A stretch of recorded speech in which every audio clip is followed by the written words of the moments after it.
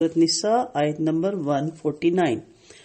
ان تبدو خیرا او تخفوہ او تعفو عن سوء فإن اللہ کان عفوا قدیرا. اگر تم کوئی نیکی ظاہر کرو یا اسے چھپاؤ یا کسی برائی سے درگزر کرو تو بے شک اللہ ہمیشہ سے بہت معاف کرنے والا، ہر چیز پر قدرت رکھنے والا ہے.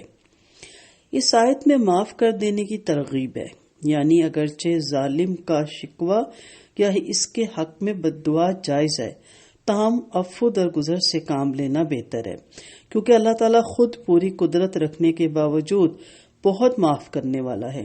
نبی کریم صلی اللہ علیہ وسلم نے فرمایا، مال صدقے سے کم نہیں ہوتا اور معاف کر دینے سے اللہ تعالیٰ بندے کی عزت میں اضافہ کرتا ہے، اور کوئی شخص اللہ کے لیے نیچے نہیں ہوتا مگر اللہ اسے اونچا کر دیتا ہے. مسلم کی یہ روایت ہے.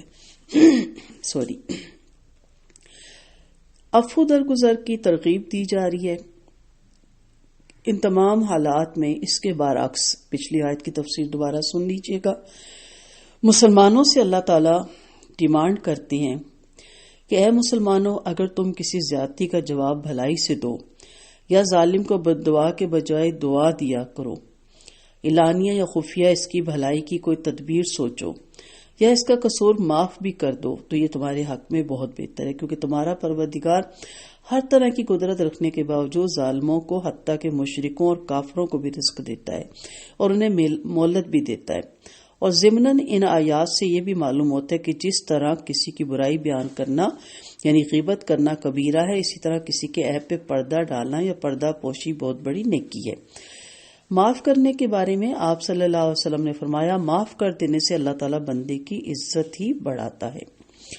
پردہ پوشی بہت بڑی نیکی ہے. آپ صلی اللہ علیہ وسلم نے فرمایا، میری تمام امت کو معاف کر دیا جائے گا سوائے گناہ یعنی ظاہر کرنے والوں کے، اور وہ گناہ یہ ہے کہ آدمی رات کو کوئی برا کام کرے، پھر جب صبح ہو اگرچہ اللہ نے اس عمل پر پردہ ڈال دیا تھا، وہ کہے اے فلاں میں نے آج رات یہ اور یہ کا برا کام کیا تھا، اللہ نے تو اس کے عیب پہ پردہ ڈالا تھا مگر اس نے اپنے عیب سے اللہ کے پردے کو کھول دیا.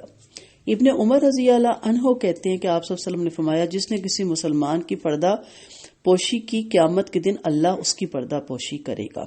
آپ صلی اللہ علیہ وسلم کا فرمان ہے، قیامت کے دن تم میں سے کوئی شخص اپنے پروردگار سے اتنا قریب ہو جائے گا کہ اللہ تعالیٰ اس پر اپنے بازو رکھ دیں گے، پھر فرمائیں گے تم نے فلاں فلاں کام کیے تھے، وہ کہے گا ہاں. پھر اللہ تعالیٰ پوچھے گا تم نے فلاں فلاں بھی کام کیا تھا، وہ کہے گا ہاں.